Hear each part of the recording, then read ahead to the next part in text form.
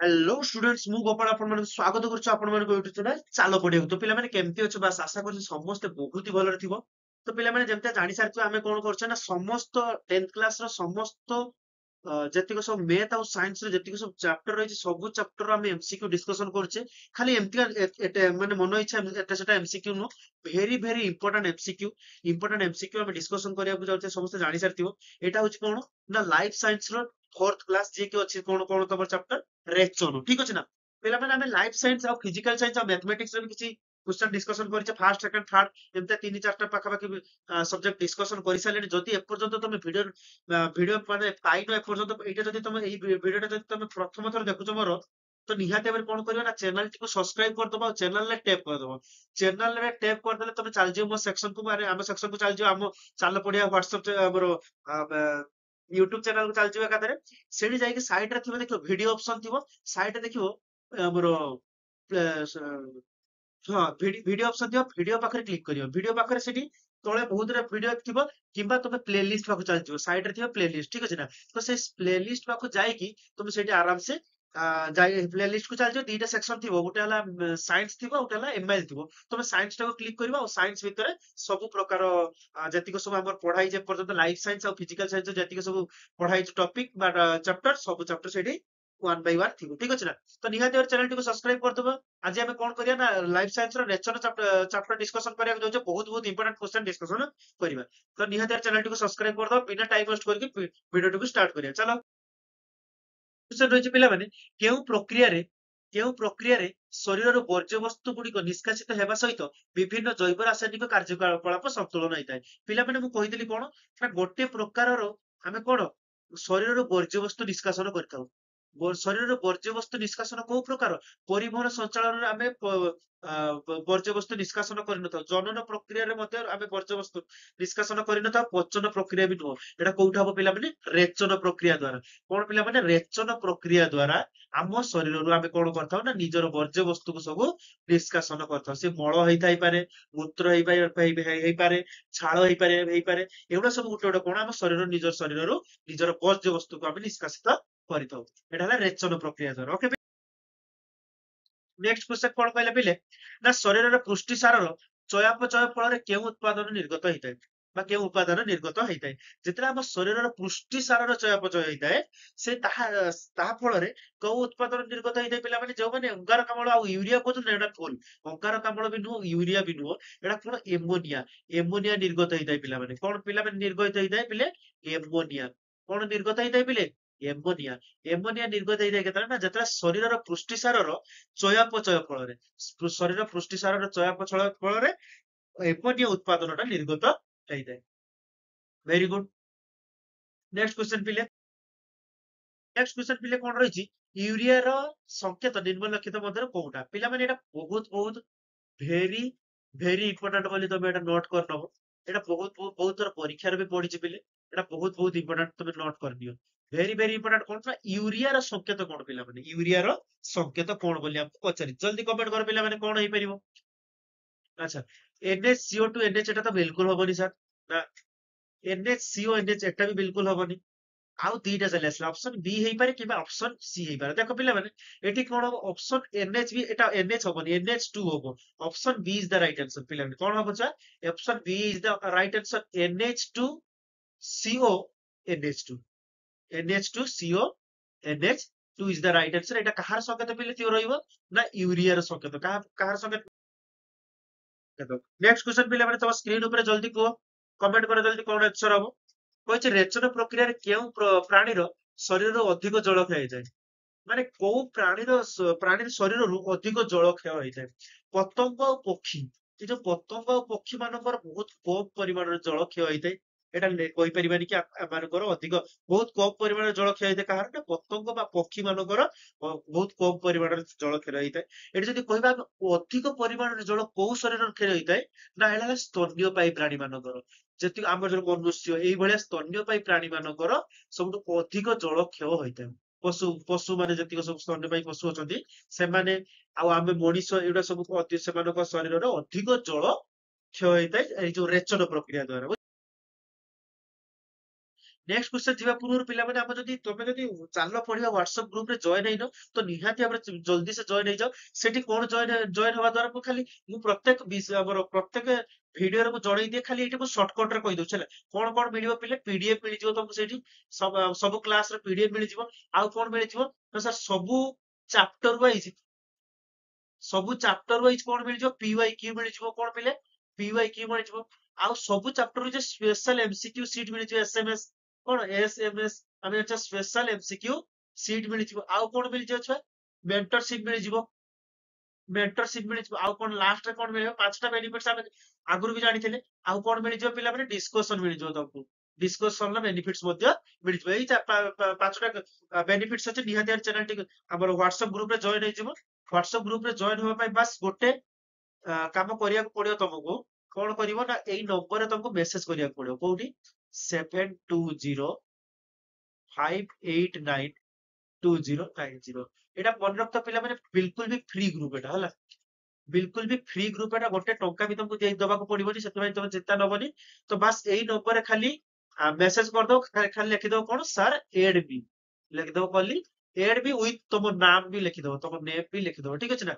Name with name तुम लिखिबो कोन sir add मी तुम सेई ग्रुप रे जॉइन हेइथिबो आज एबे एबे जदी तुम देखिबो ओडिसा रे बहुत पिला तुम सेठी जॉइन हेइ जाइछन से ग्रुप रे तुम तुम बस बाकी अछि निहत चैनल टी को सब्सक्राइब कर दो आ WhatsApp ग्रुप रे जॉइन होबा पे ई नंबर रे मते मेसेज कर दो sir add me okay next question आडको जीवा लेट तम स्क्रीन ऊपर आसी जाइछि पिला माने केउ जोडाटी असंबंधित माने कोउटा ठीक भूल ହେଲା झिलिकाटा फिलिपियन नलिका हबनी एटा बिल्कुल भूल चोकटा भी नेफ्रिडियन हो तापर मଣିଷ ବୃକ এটা কিন্তু অসম্বোধিত ভেরি গুড অসম্বোধিত কইছি জকটা নেফ্রিডিয়া ହଁ କି ଝିଟିକା ମ୍ୟାନୁଫାକ୍ଚରିଂ ମଣିଷର ବି ଗ୍ରୁପ ଅଛି କିନ୍ତୁ ଦେଖ ଏଇଟା ସେ କଣ କହୁଛି ଏଇଟା ଅପସନ ଏଇଟା ଭୁଲ ହବ କାହିଁକି ନା ସେ କହିଛି ଅସମ୍ବୋଧିତ କଣ କହିଛି ସମ୍ବୋଧିତ କହିଥିଲେ ଏଗୁଡା ତିନିଟା ଯାକ ଠିକ ହେଇଥାନ୍ତା ସେ କହିଛି ଅସମ୍ବୋଧିତ ମାନେ ଏମାନଙ୍କ ଭିତରୁ କୋଉଟା ଭୁଲ ଏଟା ଦେଖ ଦେଇଛି ଚେପ୍ଟା କ୍ରୁବିଟା ସଂକୋଚିନି ଧ୍ୱନି ମଧ୍ୟ ଏଟା ଭୁଲ ହବ ମାନେ ଠିକ ହବ ଏଇଟା ମାନେ ଏଇଟା ଅସମ୍ବୋଧିତ ହବ ଚେପ୍ଟା କ୍ରୁବିଟା ସଂକୋଚିନି ଧ୍ୱନି ଦ୍ଵାରା ତାର ରେଚନ ପ୍ରକ୍ରିୟାଟା କରିନଥାଏ ତେଣୁକରି ଏଇଟା ଭୁଲ ମାନେ ଏଇ ଅପସନଟା ଠିକ option A is the right answer next question पिले माने तम स्क्रीन ऊपर आ जाइछि क्वेश्चन जल्दी कमेंट करो कोउटा आंसर हबो कोन कहै छै निम्नस्थ केउ जीवर निर्दिष्ट रेचन अंग नथाय एमानक भितर काहार निर्दिष्ट रेचन अंग नथाय बेंगर तो थाई जानिछ आमे झिटिकार थाई एडी कोन हो पिला माने एमान दी जण कर थाय तो एगुडा ऑप्शन गुडा एगुडा हबो नाही कोउटा नथाय से पचारछि कोउटा नथाय एठी हबो कोन पिला माने स्पोंज स्पोंज ର ପିଲା ମାନେ ମନେ ରଖିବ ତାର କଣ ନିର୍ଦ୍ଦିଷ୍ଟ ରେଚନ ଅଙ୍ଗ ନଥାଏ ସ୍ପୋଞ୍ଜ ର କେଇବେଳେ ତାର ନିର୍ଦ୍ଦିଷ୍ଟ नेक्स्ट क्वेश्चन तम स्क्रीन ऊपर जल्दी कमेंट करो पिला माने कोन कहै छै मनुष्यर रेचन तंत्र निर्णय केउ अंग गुडी को नै गठित हृत्पिंडटा कोउटा आमे रेचन तंत्र कहि परिबा नाही तो option A is the full तापर कोन करिया वृक्क मूत्र सरणी मूत्राशय अग्नाशय अग्नाशय को आमे कहि परिबा नाही से कोन गोटे हमर रेचन तंत्र बोली आमे ताको कहि परिबानी हला आउ कोन जल्दी कमेंट कर आउ रहला कि बी आउ सी भितर कोउटा ऑप्शन हम जल्दी को आमे एठी पर प्रथम ऑप्शन ए रे कोन कहितले हृत्पिंडटा को आमे कहि परियानी कोन गोटे रेचन तंत्र बोली आमे कहि परिबेनी तेबे option C is the right answer option C is the right answer वृक्क काम शरीर रे अछि जे रेचन क्रिया को संपन्न करथाय मूत्र सारण भी अछि मूत्र सारण भी ताको कहि परिया आमे रेचन तंत्र भितर जाई परिबो मूत्र सारणी आउ मूत्राशय मध्य जाई परिबो कोन रेचन तंत्र मध्य हैला अच्छा एई तीनटा को नै गठित हमर कोन रेचन अंग बा रेचन तंत्र बोली आमे ता कहि पर क्वेश्चन देखो पिला माने जल्दी स्क्रीन ऊपर आ जाई ता पर क्वेश्चन जल्दी कमेंट करो कोन आंसर ना बृक्ककीय नलिका ଭିତରକୁ କେଉଁଟି ପ୍ରବେଶ କରିପାରେ ନାହିଁ ଏମାନଙ୍କ ଭିତରୁ କୋଉଟା ବୃକ୍କकीୟ ନଳିକା ମଧ୍ୟକୁ ମାନେ ଭିତରକୁ ପ୍ରବେଶ କରିପାରେ ନାହିଁ ପିଲାମାନେ ଗ୍ଲୁକୋଜଟା ବୃକ୍କकीୟ ନଳିକା ଭିତରକୁ ପ୍ରବେଶ କରିଥାଏ ତେବେ ଏଇଟା ଅପସନ ଭୁଲ ହବ ୟୁରିଆ ବି ପ୍ରବେଶ କରିଥାଏ ସୋଡିୟମ ବି ପ୍ରବେଶ କରିଥାଏ କେବଳ ମାତ୍ର ପ୍ରୋଟିନଟା ପ୍ରବେଶ କରି ପାରି ନଥାଏ ସେଥିପାଇଁ କଣ option she is the right answer ଯଦି ପଚାରିବେ ବୃକ୍କकीୟ ନଳିକା ଭିତରୁ କେଉଁଟି ପ୍ରବେଶ କରିପାରେ ନାହିଁ ସେ ହବ କଣ ପିଲାମାନେ ପ୍ରୋଟିନଟା କେବେ ବି ସେଇ ବୃକ୍କकीୟ ନଳିକା ଭିତରକୁ ପ୍ରବେଶ କରି ତମ ସ୍କ୍ରିନ ଉପରକୁ ଆସି ଜଲ୍ଦି କମେଣ୍ଟ କର କଣ ଆନ୍ସର ହବ ପିଲାମାନେ ନିମ୍ନୋକ୍ତ ମଧ୍ୟରୁ କେଉଁ ଉପାଦାନ ନିଷ୍କାସିତ ନ ହୋଇ କୈଶିକ ନଳୀ ଭିତରକୁ ପୁନଃଶୋଷିତ ହେଇକି ଫେରି ଯାଇଥାଏ ପୁନଃଶୋଷିତ ହେଇଥାନ୍ତି ଜଲ୍ଦି କୁହ କମେଣ୍ଟ କର एक्रिटिन ग्लूकोज एटा भूल ऑप्शन नुहे କ୍ଲୋରାଇଡ ସୋଡିୟମ ବି ନୁହଁ, ୟୁରିକ ଜଳ ବି ନୁହଁ। ଏଇଟା କଣ କିଏ କିଏ ଫେରି ଆରେ ଜଳ ତ ବାହାରି ଆସିଥାଏ ନା। ତ କିଏ କିଏ ଫେରି ଆସିଥାଏ ପିଲାମାନେ? ଗ୍ଲୁକୋଜ ଆଉ ଏମିନୋ ଏସିଡ ଟା। ଗ୍ଲୁକୋଜ ଆଉ ଏମିନୋ ଏସିଡ ଟା କଣ ହେଇଥାଏ? ନିଷ୍କାସିତ ହେଇକି କୈସିକ ନଳୀ ଭିତରକୁ ପୁନଃଶୋଷିତ ହୋଇଥାନ୍ତି।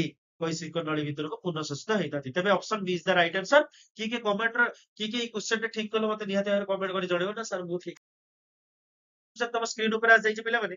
ମୂତ୍ରରେ କେଉଁ ବର୍ଣ୍ଣ କଣିକା ହେତୁ ସୁସ୍ଥ ବ୍ୟକ୍ତିର ପରିସ୍ରା ଟିକେ ଇସତ ହଳଦିଆ ହୋଇଥାଏ? କୋଉଟା? ମୂତ୍ରରେ କେଉଁ ବର୍ଣ୍ଣ କଣିକା ଥାଏ? ମୂତ୍ରରେ ସିମ୍ପଲ, ଏଇଟା ବହୁତ ବହୁତ ଇମ୍ପୋର୍ଟାଣ୍ଟ ପିଲାମାନେ। ଏଠି ତମେ ନୋଟ କରିଦବ ଭି, ଭେରି ଭେରି ଇମ୍ପୋର୍ଟାଣ୍ଟ। ଏଇ କ୍ୱେଶ୍ଚନ ଟାକୁ ତମେ ନୋଟ କରିଦବ ପିଲାମାନେ। ଏଟା ବି ବହୁତ ଥର ପରୀକ୍ଷାରେ ପଢି ସାରିଛି। ବହୁତ ବହୁତ ଭେରି ଭେରି ଇମ୍ପୋର୍ଟାଣ୍ଟ, ତମେ ଏଟା ନୋଟ କରିଦବ।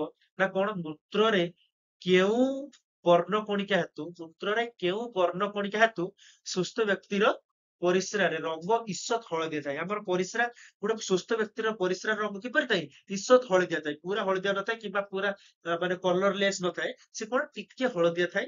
ତ ସେଟା କୋଉଥିପାଇଁ, କୋଉ ବର୍ଣ୍ଣ କଣିକା ପାଇଁ? ଜଲ୍ଦି କର, କମେଣ୍ଟ କର। ଏକ୍ରିଟିନ୍ କି? ନା ସାର୍ ଏକ୍ରିଟିନ୍ ନୁହଁ। କଣ ହବ ପିଲାମାନେ? ଜଲ୍ଦି କମେଣ୍ଟ କର। Very good, option D is the right answer, urochrome. Urochrome ବର୍ଣ୍ଣ କଣିକା ଯୋଗୁ ଆମ ମୂତ୍ରର ରଙ୍ଗ ଇସତ ହଳଦିଆ ଦେଖା।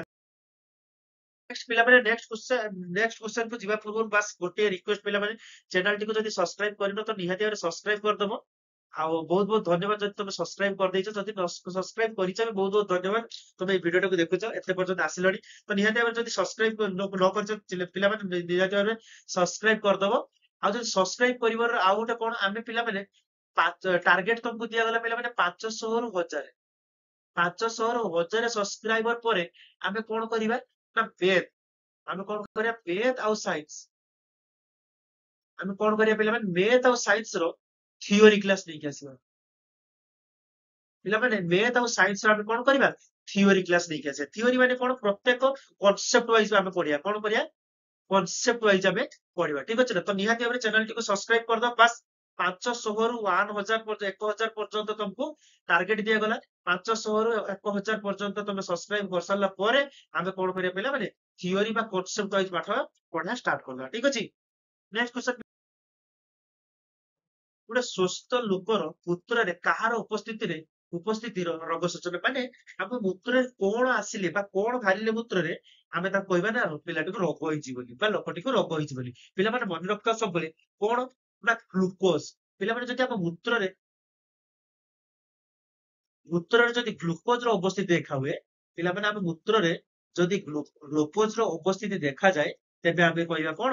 ଆମର କଣ ରୋଗର ସୂଚନା ବୋଲି ଆମେ ତାକୁ ଜଣେଇବା। ଠିକ ଅଛି ନା? Option B is the right answer, glucose. ଠିକ ଅଛି ନା? ମୂତ୍ରରେ ସାଧାରଣତଃ ଗ୍ଲୁକୋଜ ଆସିନଥାଏ।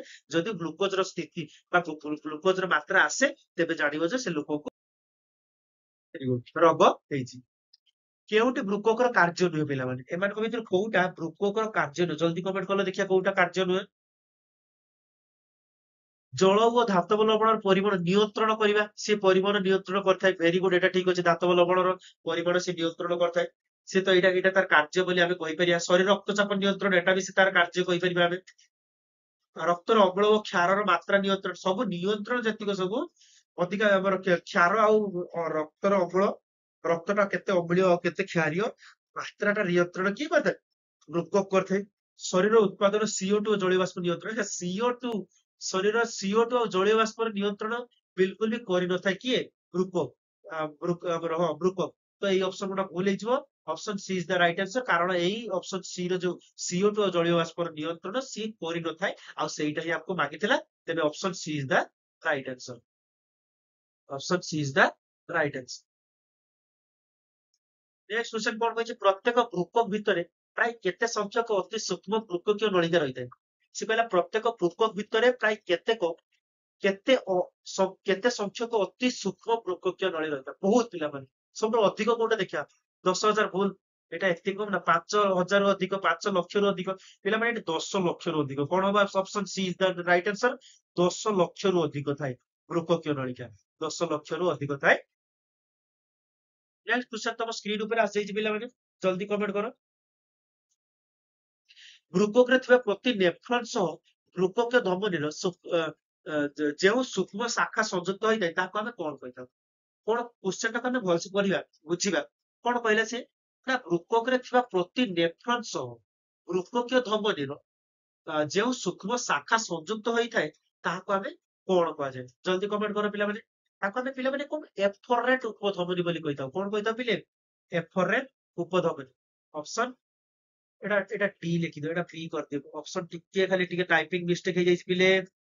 ଏଟା ଅପସନ ଭି, ଓକେ। ଏଇଟା ଅପସନ ଭି ଆଉ ଏଇଟା ଅପସନ ଡି। ଏଇଟା ଅପସନ ଭି, ଏଇଟା ଅପସନ ଡି।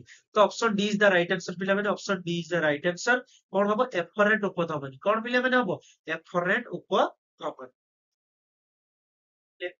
ଉତ୍ତର ସଂଗ୍ରହ ନଳିକା ଗୁଡିକ ଏକାଠି ହୋଇ ବୃକକ ଭିତରେ ଯେଉଁ ବୃକକ ଭିତରେ ଥିବା ଯେଉଁ ଗହ୍ୱର ଭିତରକୁ ଖୋଲିଥାନ୍ତି ତାକୁ ଆମେ କଣ କହିଥାଉ? କଣ କହିଥାଉ ପିଲାମାନେ? ଏମିତିଆ ଯୋଉ ଚିତ୍ରଟା ମନେ ପଡୁଛି ନା? ଏମିତିଆ ବହିର ଯୋଉ ଅଛି, ଏମିତିକା ହେଇକି ଯୋଉ ଚିତ୍ରଟା ଏମିତିଆ ହେଇଥିବ, ଏମିତିଆ ହେଇକି ଏଇଟା କିଛି ବୃକକୀୟ ଝରିକା ଏମିତିକା ଯାଇଥିବ। ଏଟାକୁ କଣ କହିଥାଉ ପିଲାମାନେ? କଣ କହିଥାଉ? ନା ଗବଣି। ଗବଣି ବସ୍ତି ବୋଲି ଆମେ କହିଥାଉ। Option A is the right answer. ଗବଣି ବସ୍ତି ବୋଲି ଆମେ କହିଥାଉ। ବୁଝିହେଲା ନା ବୁଝିହେଲାନି? ତ ଫାଇନାଲି ପିଲାମାନେ, ତ ବହୁତ ବହୁତ ଥ୍ୟାଙ୍କ ୟୁ। ତ ପ୍ରଥମେ କହିବି, ତମେ ଏତେ ପର୍ଯ୍ୟନ୍ତ ଭିଡିଓଟିକୁ ଦେଖୁଛ ତ ନିହାତି ଭାବରେ କିଛି ଯଦି ବେନିଫିଟ୍ସ ପାଇଲ, ନିହାତି ଭାବରେ ଚ୍ୟାନେଲଟିକୁ ସବସ୍କ୍ରାଇବ କରିଦବ।